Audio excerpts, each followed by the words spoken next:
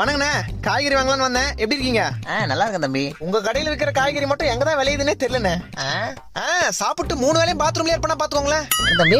இல்ல அவ்வளவு ருசி அதிகமா சாப்பிட்டோம்னா அதனால. சரி தம்பி, என்ன வேணும்? 2 கிலோ தக்காளி. அப்புறம் டேய் வெங்காயம் இது அது ஒரு 2 கிலோ குத்துருங்கண்ணே. அப்புறம் என்ன வேணும்? கத்திரிக்காய் 1 கிலோ, உருளைக்கிழங்கு 1 கிலோ, அப்புறம் மனிதாபிமான ஈவரகம் இருந்தா கொஞ்சம் கொத்தமல்லி, கொஞ்சம் கருவேப்பிலை, கொஞ்சம் இஞ்சி. இந்தாங்க 150 ரூபாய். பேலன்ஸ் சில்லறையா கொடுங்க, நான் போய் மளிகை சாமான் வாங்கணும். இது டே தம்பி, 1 கிலோ தக்காளியே 150 ரூபாப்பா. இது 1 கிலோ தக்காளி 150 ரூபா. டேய், அந்த 150 ரூபாய்ல காசு மிச்சனா மறக்காம 1 கிலோ கல்லெண்ணெய் வாங்கிட்டு வா.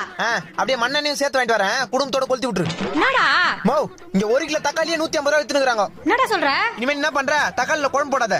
என்னது?